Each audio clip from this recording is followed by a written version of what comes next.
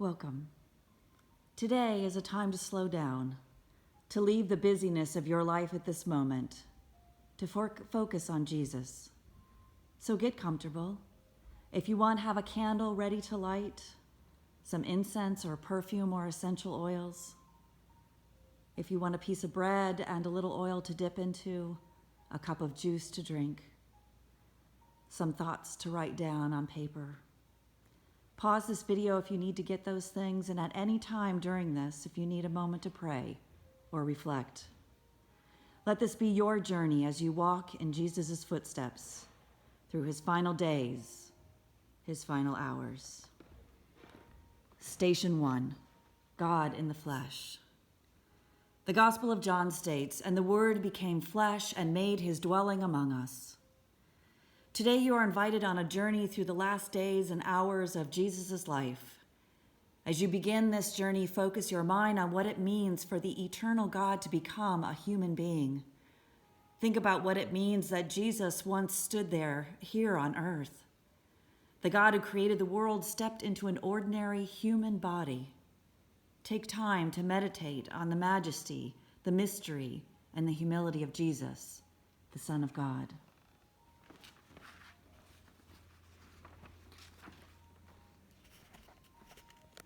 Station 1, Station 2, Mary anoints Jesus. 6 days before the Passover, Jesus arrived at Bethany, where Lazarus lived, whom Jesus had raised from the dead. Here a dinner was given in Jesus' honor. Martha served, while Lazarus was among those reclining at the table with him. Then Mary took about a pint of pure nard, an expensive perfume. She poured it on Jesus' feet and wiped his feet with her hair, and the house was filled with the fragrance of perfume. But one of the disciples, Judas Iscariot, who was later to betray him, objected. "Why wasn't this perfume sold and the money given to the poor? It was worth a year's wages." He did not say this because he cared about the poor, but because he was a thief.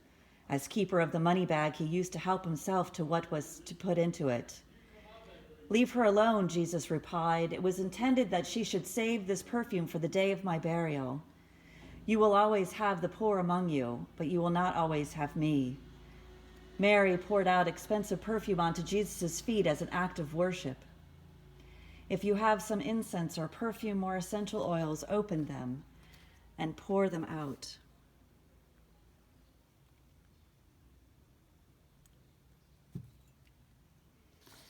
Mary's act of worship was pure, passionate, real, expensive, and extravagant, and it touched the heart of Jesus. Jesus knew he was headed to the cross, and Mary's act of worship was a blessing to him. How can you pour out your love to Jesus extravagantly in a way that will spread the beautiful fragrance of Jesus where you are? Station 3. Judas agrees to betray Jesus. Then one of the 12, the one called Judas Iscariot, went to the chief priests and asked, "What are you willing to give me if I hand him over to you?" So they counted out to him 30 silver coins. From then on, Judas watched for an opportunity to hand him over. Judas was one of Jesus' closest friends, one of the 12 disciples who had been with him for 3 years. He agreed to betray Jesus for just 30 silver coins. Notice these coins. How could Judas betray Jesus, his friend, for money? How do you think Judas felt when he looked at the coins in his hand and realized what he had traded for them? He wanted Jesus to be something he wasn't, a king, a ruler. In your own heart, where are you tempted to betray Jesus over material things? To trade time, things, distractions over time to be with Jesus? Do you wish Jesus was more divine than human? Think on these things.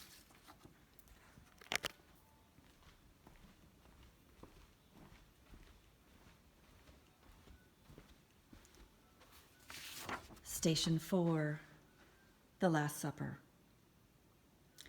After he had said this, Jesus was troubled in spirit and testified, "I tell you the truth, one of you is going to betray me." The disciples stared at one another, at a loss to know which one of them he meant.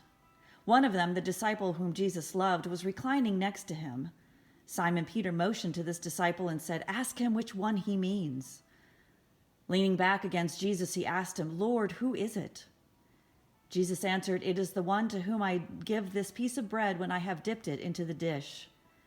Then dipping the piece of bread, he gave it to Judas Iscariot, son of Simon. As soon as Judas took the bread, evil entered him.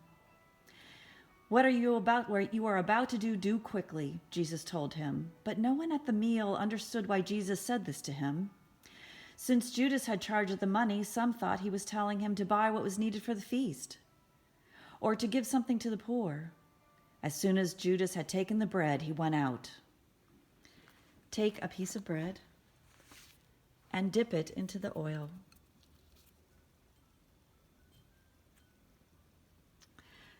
After as you're eating, think of the heartbreak that must have been in Jesus' heart to be betrayed by one of his own disciples.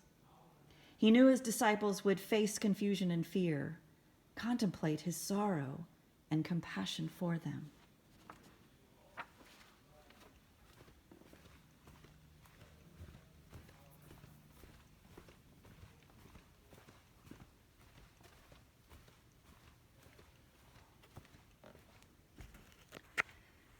Station 5, Gethsemane.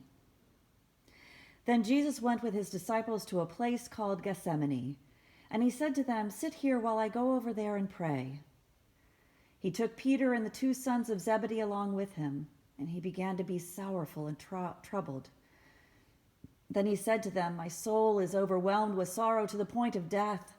Stay here and keep watch for me." Going a little further, he fell with his face to the ground and prayed, "My Father, if it is possible, may this cup be taken from me. Yet not as I will, but as you will." When he returned to his disciples, he found them sleeping. "Could you men not keep watch with me for 1 hour?" he asked Peter. "Watch and pray so that you will not fall into temptation. The spirit is willing, but the body is weak." He went away a second time and prayed, "My Father, if it is not possible for this cup to be taken away unless I drink it, your will be done." When he came back, he again found them sleeping because their eyes were heavy. So he left them and went away once more and prayed the 3rd time, saying the same thing. Then he returned to the disciples and said to them, "Are you still sleeping and resting? Look, the hour is near, and the Son of Man is betrayed into the hands of sinners. Rise, let us go.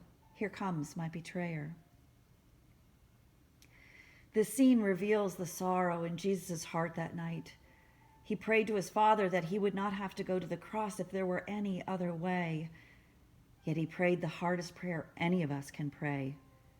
"Yet not as I will, but as you will." When Jesus said, "May this cup be taken from me," he was referring to the difficult thing his Father was asking him to bear. Yet he chose to drink the cup, even though it was painful. Pour a cup of juice and take a drink.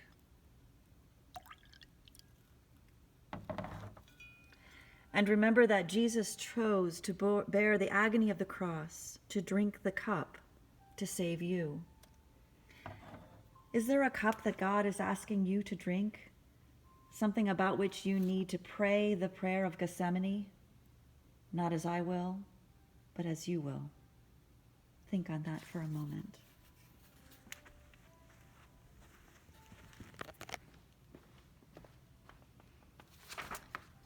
Station 6, Jesus' arrest. When he had finished praying, Jesus left with his disciples and crossed the Kidron Valley. On the other side there was an olive grove, and he and his disciples went into it. Now Judas, who betrayed him, knew the place, because Jesus had often met there with his disciples. So Judas came to the grove, guiding a detachment of soldiers and some officials from the chief priests and Pharisees. They were carrying torches, lanterns, and weapons.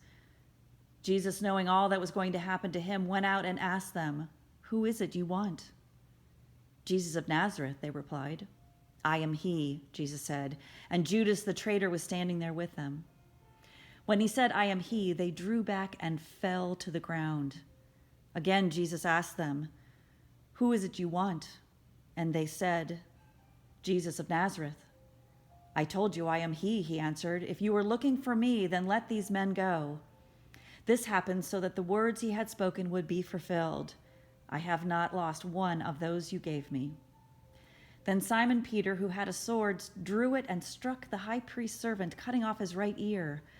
Jesus commanded Peter, "Put your sword away. Shall I not drink the cup the Father has given me?"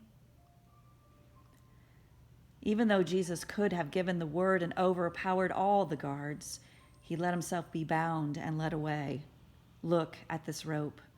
Remember that Jesus was bound with a rope like this one. He chose to submit the difficult way of the cross with every step he took.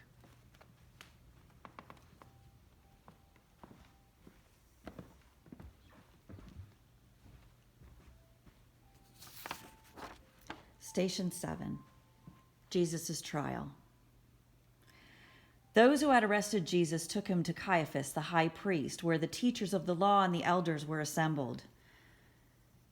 The chief priests and the whole Sanhedrin were looking for false evidence against Jesus so that they could put him to death. He entered and sat down with the guards to see the outcome. Peter came at a distance. But they did not find any evidence against him. Only false witnesses came forward. Then the governor's soldiers took Jesus into an area and gathered the whole company of soldiers around him. They stripped him and put a scarlet robe on him, and then twisted together a crown of thorns and set it on his head. They put a staff in his right hand and knelt in front of him and mocked him. "Hail, King of the Jews," they said. They spit on him, and they took the staff and struck him on the head again and again. They had mocked him, and they took off the robe and put his own clothes on him. Then they led him away to crucify him. Imagine yourself in Peter's shoes.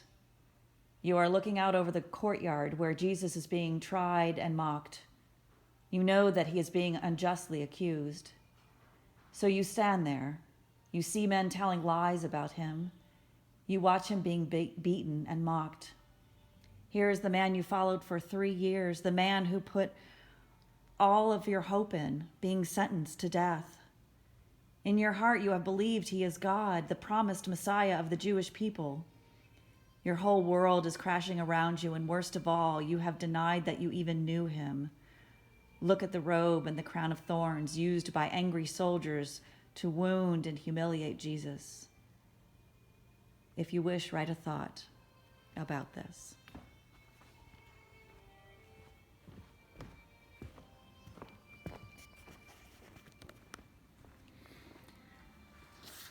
Station 8, the crucifixion. As they were going out, they met a man from Cyrene named Simon, and they forced him to carry the cross. They came to a place called Golgotha, which means the place of the skull. There they offered Jesus wine to drink, but after tasting it, he refused to drink it. When they had crucified him, they divided up his clothes by casting lots, and sitting down, they kept watch over him there. Above his head, they had written the charge against him: "This is Jesus, the King of the Jews." 2 robbers were crucified with him, one on his right and one on his left.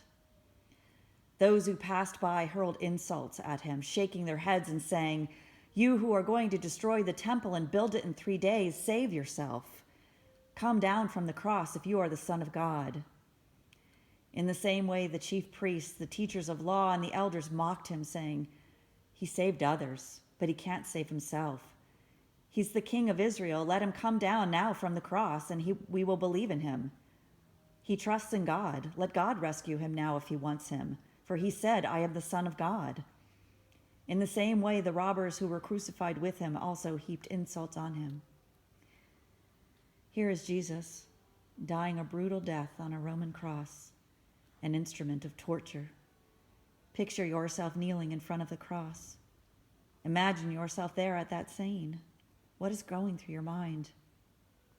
The sin of all human beings made Jesus go to the cross, not the Roman soldiers who arrested and beat him. His love for sinful human beings led him there. He could have answered the taunts by calling the angels of heaven to bring him down, but he didn't. He chose to stay. If you wish, think of a sin in your life, possibly something terrible you have done in the past, or something you should have done but did not, possibly an attitude your heart tells you is disappointing to God, and write it down on a piece of paper, and if you wish, burn it later. Picture yourself folding that piece of paper and hammering it onto the cross.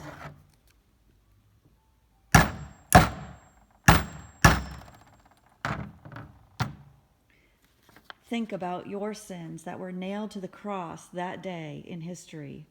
Remember Jesus' words, "It is finished." He bore the pain of the cross so that you could be forgiven and set free from your slavery to sin.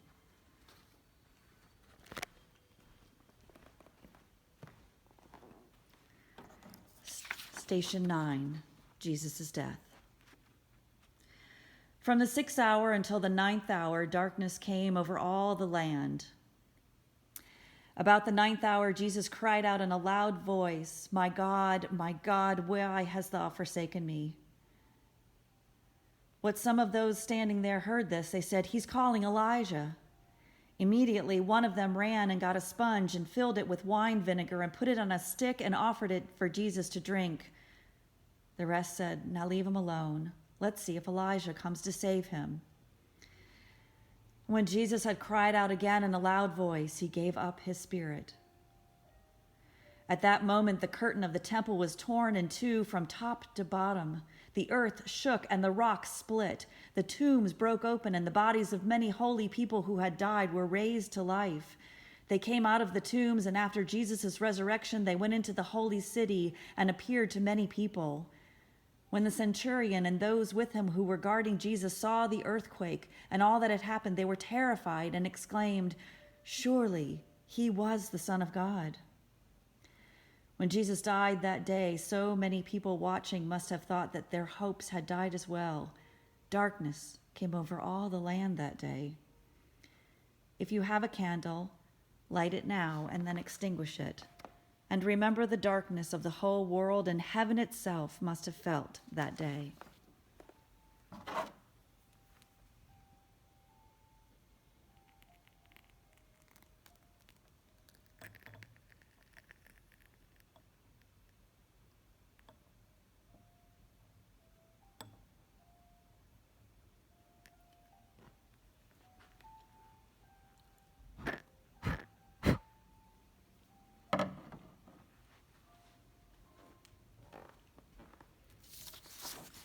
Station 10, Jesus' burial. As evening approached, there was a rich man from Arimathea named Joseph, who had himself become a disciple of Jesus. Going to Pilate, he asked for Jesus' body, and Pilate ordered that it be given to him. Jesus took the body, wrapped it in a clean linen cloth, and placed it in his own tomb that he had cut out of the rock. He rolled a big stone in front of the entrance of the tomb and went away. Mary Magdalene and the other Mary were sitting there opposite the tomb. The rock you see here is a fraction of the size of the rock that sealed Jesus' tomb. Imagine the heaviness of it, the weight of it.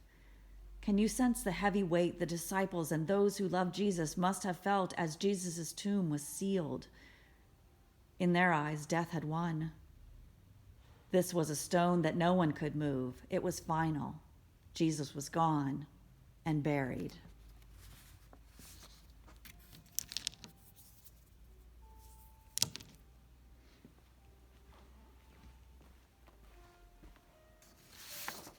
Station 11, Jesus' resurrection. After the Sabbath, at the dawn of the first day of the week, Mary Magdalene and the other Mary went to look at the tomb. There was a violent earthquake, for an angel of the Lord had come down from heaven and, going to the tomb, rolled back the stone and sat on it. His appearance was like lightning, and his clothes were white as snow. The guards were so afraid of him that they shook and became like dead men. The angel said to the women, "Do not be afraid, for I know that you are looking for Jesus who was crucified. He is not here. He is risen, just as he said. Come and see the place where he lay. Then go quickly and tell the disciples, He has risen from the dead and is going ahead of you into Galilee. There you will see him. Now I have told you." So the women hurried away from the tomb, afraid and yet filled with joy. Imagine the cold, heavy, anxious fear and sorrow that these women must have felt as they journeyed to the tomb that day. Imagine them arriving at the tomb and finding the stone rolled away, the empty grave clothes like these in the place where Jesus' body was supposed to be. How do you think the risen Jesus wants to transform you today?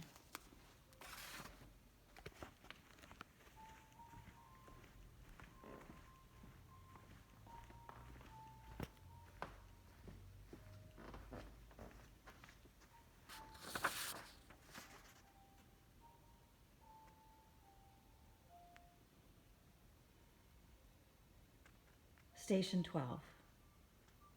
Then Jesus said to his disciples, "If anyone would come after me, he must deny himself and take up his cross and follow me." You are at a crossroads. Think about the journey that Jesus had taken in his final days to the cross and beyond. This was no accidental journey. Every step Jesus took was purposeful, deliberate, by plan. Every moment of pain, betrayal, and agony was borne by him out of love for you. You were and still are part of this journey. What will you do with Jesus? You can, in your heart, choose to hold on to your sin, bear the guilt yourself, and take it with you on this day. Or you can leave this moment clinging to the extravagant love and forgiveness of the one who died for you. You have already written your sin. You can leave knowing that it is forgiven. It's your choice. You choose by asking his forgiveness and receiving it. You have received some of the emotions that Jesus, the Son of God, experienced for you. You can leave here the same as you did coming in, or you can leave choosing to pursue Jesus, the God who pursued you all the way to the cross. You experience the agony of surrender and obedience that Jesus Christ experienced. You can leave here still holding on to parts of your life, the parts you don't want to surrender, or you can leave choosing to surrender everything to him. The cross is behind you now. We leave this place and time recognizing the agony and reality of death and brokenness in our entire world. Yet we know that death is not the end of the story. We know that goodness is stronger than evil. Love is stronger than hate. Light is stronger than darkness. And life is stronger than death. Shalom. Go in peace. Amen.